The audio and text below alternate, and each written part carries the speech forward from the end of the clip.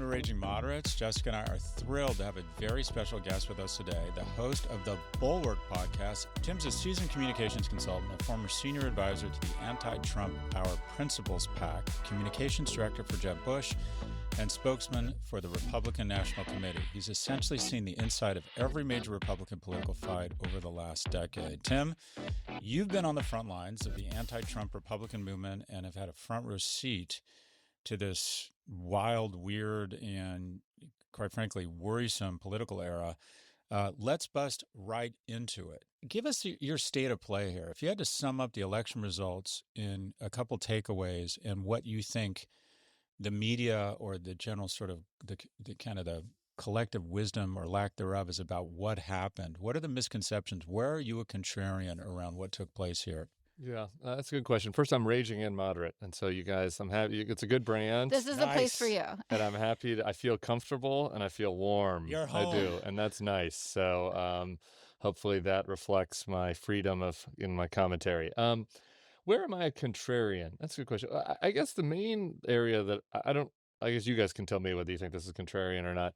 But I basically just reject every piece of analysis that Democratic insiders obsess over about the tactics of the Harris campaign and whether they had gone on Joe Rogan or had Kamala done the one thing or another thing better, that it would have made any difference. I don't really think it would have.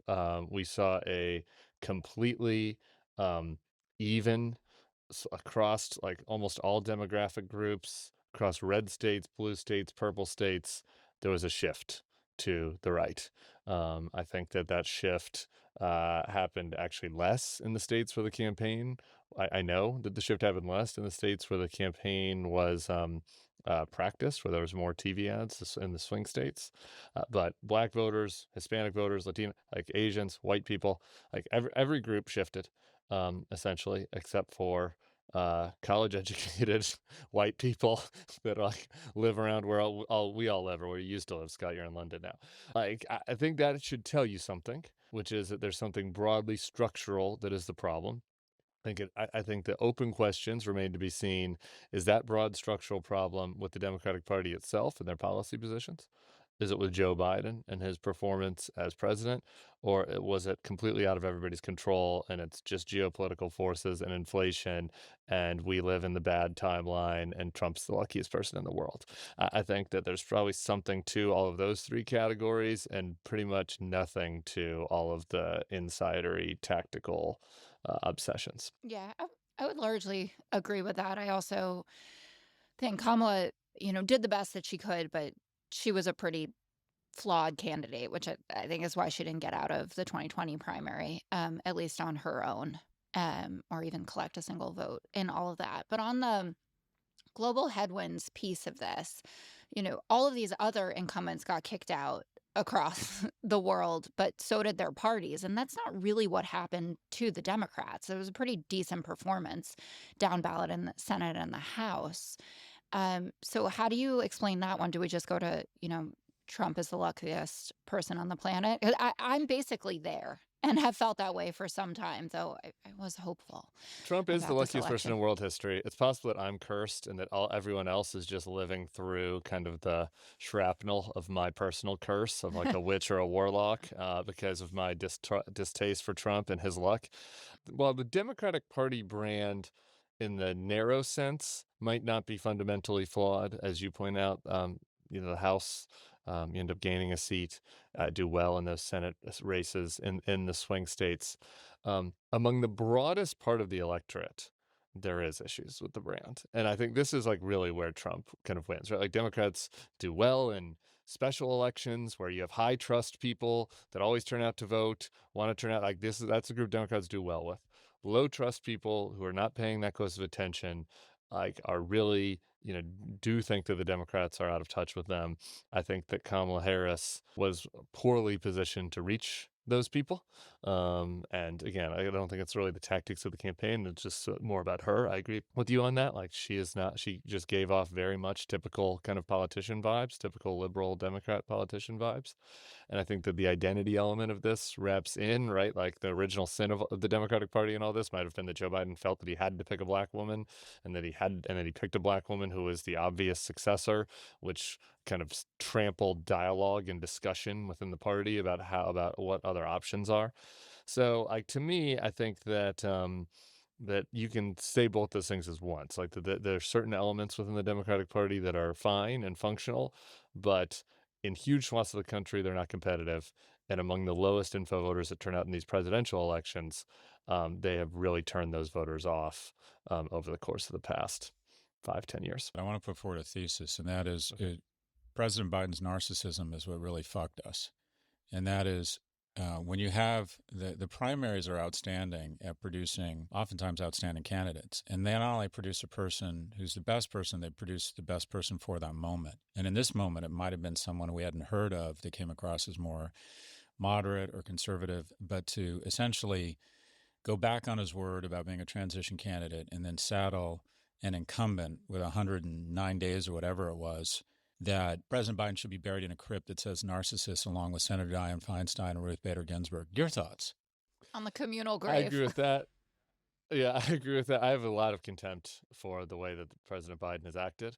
I would add to that, not only in his decision to run, but then once he finally decided not to run after insane amounts of pressure were expended, he didn't give the vice president the leash that she needed to distance himself from him, right? Somebody that was not narcissistic would have said, Kamala, I screwed this up. I dropped the ball. I thought I could do it. I had this debate. I failed. I failed you. I failed the voters. I failed the country. You do what you need to do, girl. Like, you throw me under the bus if you need to. If you want me to vouch that you disagreed with the border policy, I'll vouch. Like, we can do a joint interview where I was like, whatever. I don't know what it is. But he was the opposite. He was like hovering over her campaign. And I know from inside sources that the Biden and his people around him would call journalists to like complain when he felt like he was getting snubbed or whatever by the Harris campaign, et cetera. So absolutely agree with the ego. The one thing I maybe disagree with in this thesis is if you do this full counterfactual where Biden says in November 2022, I'm not going to run again, and you have a full primary. Again, I think it's very hard to get past Kamala Harris because of identity issues in the Democratic Party and just how, the idea of a white guy beating her, I think would have caused a lot of ruptures within Democratic circles. This is more Jesse's world than mine, so I defer to you. It's uncomfortable for me calling you Jesse since you're Jessica on the 5, but we're casual here at Raging Moderates. This is more your world than mine, so maybe you disagree with that. And I think it's also very possible that the Democratic Party would have just listened to the activists, and most of the people that emerged in that primary would have said the right thing to do is to run to Biden's way left on foreign policy and attacked him over Gaza, and that would have become just a total cluster. So I don't know that necessarily it's true that a more electable candidate would have emerged, but the rest of your thesis I agree with. Well, it does feel like, and everyone is entitled to their secrets, and it seems like voters were harboring a lot of secrets going into this election, probably more so even than in 2016. Like, there was scribbles on the wall, but the writing on the wall was not as clear, because we kept seeing data coming back about late-breaking voters going for the Harris campaign, and all of these moderate voters, a lot of them former Republicans like yourself that were Nikki Haley primary voters, let's say, and just couldn't go home, Republican Party, if Donald Trump was top of the ticket. And that didn't end up bearing out come Election Day. A lot of them did go home. We never actually ended up building on more than, 22% or something like that of the Republican Party that was anti-Trump. That's essentially what it was in the 2024 exit polls. And I'm curious / obsessed with what happens to people like you. So I've always felt like you guys are the most high-end rental I've ever had in my life, right? Like that you're the Bentley of rentals. And going forward, like Trump, I mean, if he has his way, I'm sure he'll be on the ballot in 2028. But let's suppose that he's not on the ballot in 2028. Where do you think that majority of the folks who feel like you do end up going? Do they stick with Democrats through this, or are people looking for an off-ramp if it's a Nikki Haley or even a JD Vance, who might be more palatable to some people, at least on ethical issues, than Donald Trump? Yeah, I'm obsessed with this. So we could have done a full hour on this. So I will do my best to be brief. But in short, to defend my people's honor, The Bentley. I called you a the Bentley. Nikki Haley voter types, like pretty much went for, again, we have to look deeper into the data and all this, but based on my eyeing it on exit polls and just demographics, how she did in counties where they're disproportionate of my people, like Nikki, Kamala did about as well as Biden did. Like, she didn't lose ground with those former Republican No, but we voters. didn't gain, and Yeah, no, you didn't I thought gain, that we right. would. Yeah, there was not a lot of gain. And there was then offsetting loss among traditional Democratic groups. And by the way, I keep telling this to Democrats, this is a bad trade. Like, trading away working class black and brown people for college educated, like Atlanta suburb, like Wall Street Journal reading guys, like there are way more of them than there are of us. So don't make that trade, okay? It's not a good trade. But I don't think that you have to, because my answer to your question is, I think among actual voters out there, if the Democratic Party does not go off the deep end, like, the trade is made. It's over. Like, when I think of people in my life, I grew up in the Denver suburbs. My high school friend group went, everybody went for Bush except for one person. We have totally inverted. Everybody in my high school friend group went for Kamala except for the one person flipped over to Trump, right? So that is what happened. All of my friends' wives, they weren't all Republicans. Some of them, it was mixed, but among the ones who were Republicans, they are like rabid Democrats now.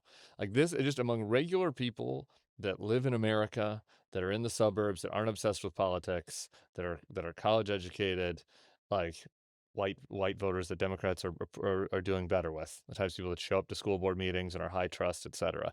I think the trade has been made. Like, those people are Democrats now, unless the Democrats nominate AOC and you know what I mean? Like, unless there's another shift and like the Republicans nominate Nikki Haley. I don't see that happening, but I don't have a crystal ball. I think the Republicans have now permanently shifted into this more working class MAGA nationalist party, and their gains are all with working class voters, and Democrats have to figure out how to offset those gains, and that's Democrats' main priority. And I think that as long as they don't do so in a manner that just totally alienates the voters that came over the last 6 years, like, most of those voters are Democrats now, and the ones who are like George Will or whatever, like, there's a disproportionate number of like people who are deep conservatives who just hate Trump. You're gonna lose those people, but those people mostly exist in like the commentariat, not out among real Americans.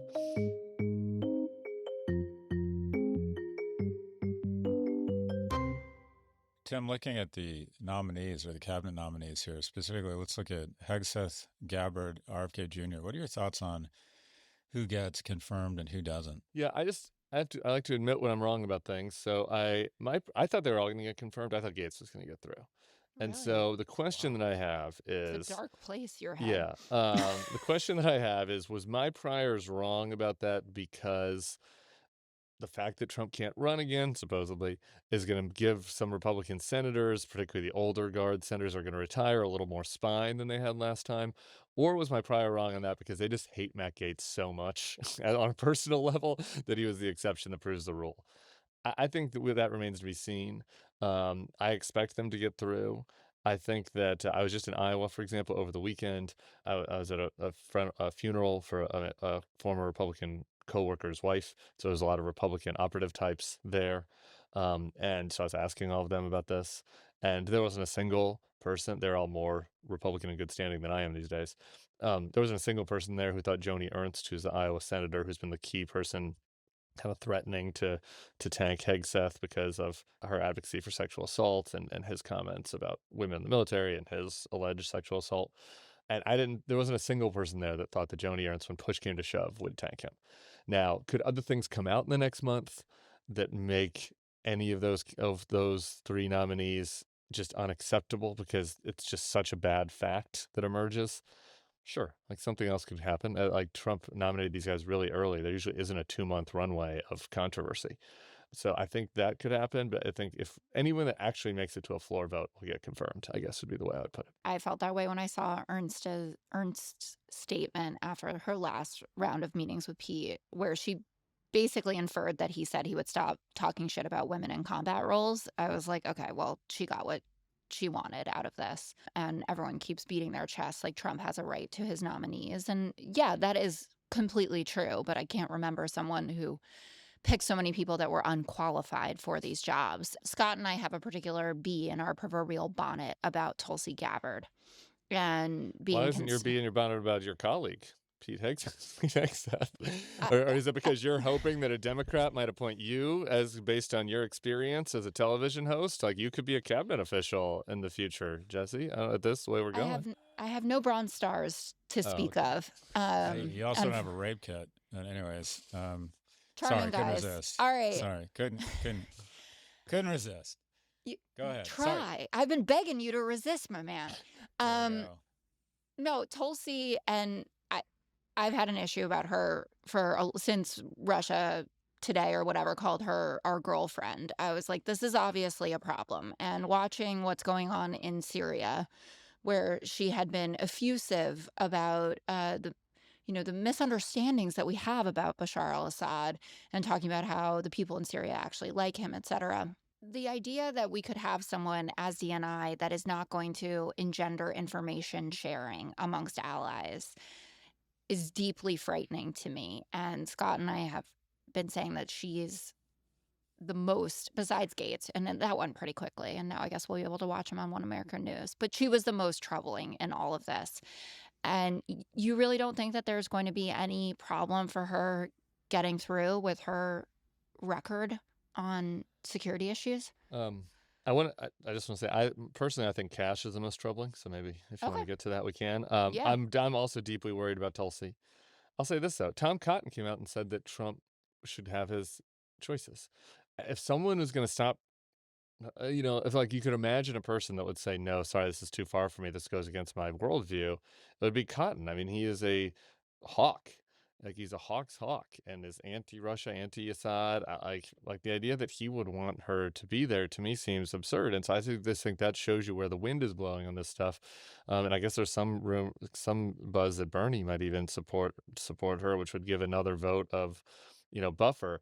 I also agree. I mean, I think I had Michael Weiss on the Bulwark Podcast the other day, and he's talking to, he reports in intelligence world. He's talking to foreign intelligence officials that are like, we might not be cautious about sharing stuff for a little while with America because we don't know where that's going to go.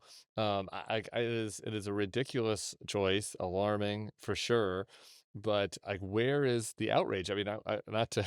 It's your show, but turning it back on you, you would think that Fox, there'd be people at Fox that would be outraged by this, right? I mean, she is hostile to Hannity's worldview, to my old friend Dana Perino's worldview, to all the, anyone that is a strong national security, pro freedom agenda type Republican, you would think would be horrified by her. I'm not seeing it. So I don't know if that's just because behind the scenes she has just won folks over, or if it's they know that Trump is going to fight for her and so it's not worth political capital, or if people just been so beaten down by the Trump era. But to me, I don't see where the resistance to her would even come from at this point. So some of this might not be as much optimism as the desire for a kind of a blood offering or revenge.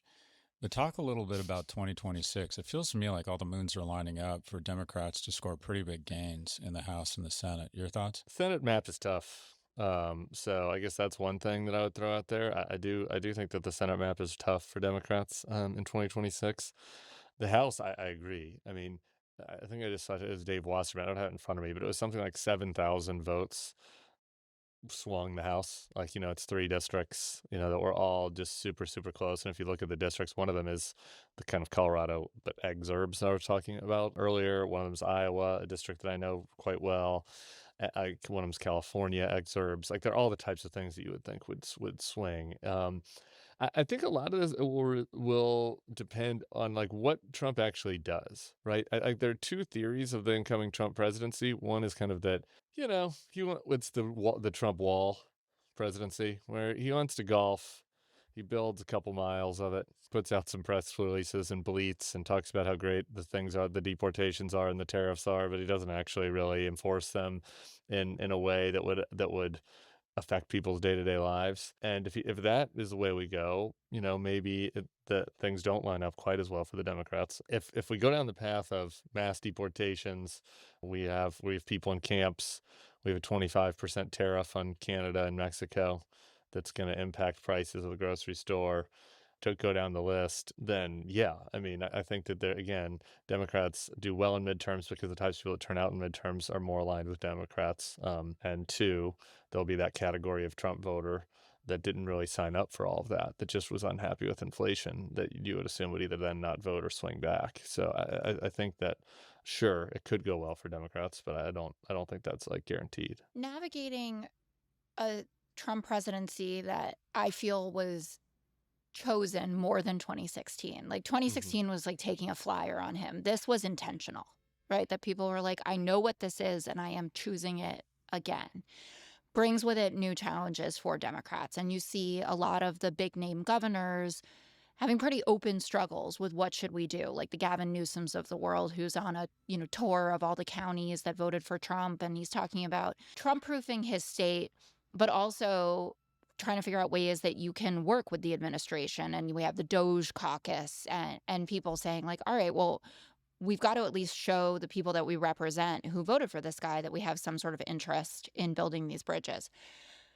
How much bipartisan activity do you think there actually will be? And what will the implications be for future elections? Because that's something that concerns me. Because I think, yes, you should always do what's best for the constituent. But also, I'm a partisan that wants to win. I think Democrats do governance better. I think the economy performs better under Democrats. And I'm deeply frightened of an election where he gets to stand up there and say, like, look at all my stuff. Yeah. Look at the things that I did. And it will have been off of Democrats' backs that made all this possible. And they'll think that he's the second coming again. So I guess he's the third coming now. We are aligned. We're the same person? No, we're aligned on this issue for sure. I'm deeply concerned about I interviewed Mikey Sherrill, who's a great congresswoman. I'm so excited about her run. She's awesome. She's a moderate congressman. She's running for governor of New Jersey. I like her. But I asked her about that. So I was like, how much do you plan on working with these guys? Like, are you going to help them fund the government? Are you going to help them? And she kind of implied that, like, yeah, we're going to work. We have obligations to our constituents. And I look at this and it's like, they want everything. Make them govern. Show people what it really looks like. And I don't get why you would partner with them. I mean, sure, I guess if you want to partner with them on Doge to try to work on some niche thing that you care about that could bring efficiencies or bring something to your district, okay. But on the big ticket items, their deportation plans, like their fund, like the tax cuts, the funding, let them try to do it. I know the narrow House majority. And I think one thing that makes me different culturally from my new allies in the Democratic Party is just the agreeableness scale among Democrats is way higher. Like Democrats are way... Like we're all kind of drugged, right? Yeah, Democrats are just agreeable. I think maybe that's... there's some natural selection to this, like to do well in elite environs, you need to be kind of agreeable and go along and find solutions. And like a lot of Republicans were like, no, F this, burn it down. And that's so culturally I come from that side. And so I don't, less agreeableness I think would be helpful for Democrats in Washington. Though I will say one quick thing about the governors. Sure, Trump proving their state is fine. You should try to do that to the extent possible. But these governors should focus on making their state places that people want to live. And like, this is my number one complaint with my new friends on the Democratic side is like, people are fleeing blue states because it's too expensive to live there. And like the 2030 census is going to make the electoral map even worse for Democrats if they don't make their states places that people want to come to, that are economically dynamic. So if I was Gavin Newsom or Mikey Sherrill or any of these people, assuming Mikey Sherrill wins, that is what I would be focused on if I was them. So just as we wrap up, Tim, predictions on who you think the 2028 Republican and Democratic nominees for president will be. It's funny. I had a gag when I got this question out before the election where my answer was always Kamala Harris and Donald Trump. Figuring that Trump would run again at 82. But since Trump has won, I think that it's JD's to lose really kind of navigated that well. But that said, Republicans want outsiders. And so if somebody like Tucker or some compelling outsider ran, I think that would be compelling to the Republicans. So I would worry about that. I do not think it's a Nikki Haley, Glenn Youngkin type. It is not. The Republican voters want a populist type candidate. So it'll either be Vance, a Trump family member, some outsider. The Democrat one is tougher, man, because Democrats have been voting for the most electable candidate and trying to do that and being strategic about it in a lot of elections. Like, their left wing has not been as successful in primarying people and stuff as the Republicans' right wing has. Does that change after this election is something that I feel unsuited to really judge, since that's kind of not exactly my people. But I think that the Democrats are really going to want to look for somebody that presents themselves as a winner, but as a fighter, somebody who can fight and take down the right. And if they can find a centrist type person, if Josh Shapiro or whatever, Gretchen Whitmer, can position themselves like that, then they can win. If they can't, and they look too much like a weenie establishment type, then somebody from the left is going to win the primary. And so I would look to Democratic moderates to be inspired by the Raging Moderates podcast. I think a raging moderate has a good chance of winning next time. A mealy-mouthed moderate does not. I always feel like we get a bad rap for like 5 really loud people on the left. Like, oh my God, you guys are a bunch of communists. And then we're like, please meet Joe Biden. Or like, you guys, it's like being in Cuba over here, and we're like, meet Hillary Clinton or whatever. And I feel like the biggest impediment to success on the left is this hatred of wealth and capitalism that becomes this huge talking point. And I'll be interested to see if like a Mark Cuban or someone throws their hat into the ring, and if we can, pick our own billionaire type who can definitely talk, as loudly as a Donald Trump, and he'd be on the ballot. But I think that could shake it up. I mean, I used to work for Mike Bloomberg's pollster, and when he was in the 2020 primary, I get it. Elizabeth Warren nuked him or whatever, and it was unpalatable. But I'm like, that guy is winning. He's going to win the presidency if you send him out. You need to be a compelling communicator, though, in this day and age. That was Bloomberg's problem. Well, I don't think that Kamala not going on Rogan mattered. I do think the ability to be able to go into places like Rogan and talk like a normal human is critical. Like, I for example, I really like Wes Moore, but sometimes he sounds very politician-y. Look, if there's any Democrat listening who wants to run in 2027, the thing that they should practice the most is how to sound like a normal person, and how to sound like not a politician, and how to talk to regular people. And so I like Wes would be, in an old world, I think, the prime person for the Democrats to run. And in this environment, it's tough. Like, Cuban does talk like a regular person. Bloomberg does not. Like, you have to be able to. You have to be able to do that. Managing things. Yeah. You're right. We need to go to school for talking like normal people, which probably says something bad about us. I'm waiting for the time when people will listen to Bill Clinton's advice in broad strokes, because every election cycle he seems to have had advice that was directly ignored from the campaign that could have helped. I'm not saying necessarily would have won, but could have helped. There you It's go. like Willie. Tim Miller is a seasoned communications consultant, the former communications director for Jeb Bush, and former spokesman for the Republican National Committee.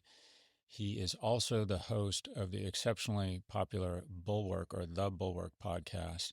Tim, this has been really interesting. Really appreciate your time, and I get the sense we're gonna hear and see more of you over the next 4 years. So we got you. We're gonna flip the mics around. Both of you got to come over to my house soon. All right.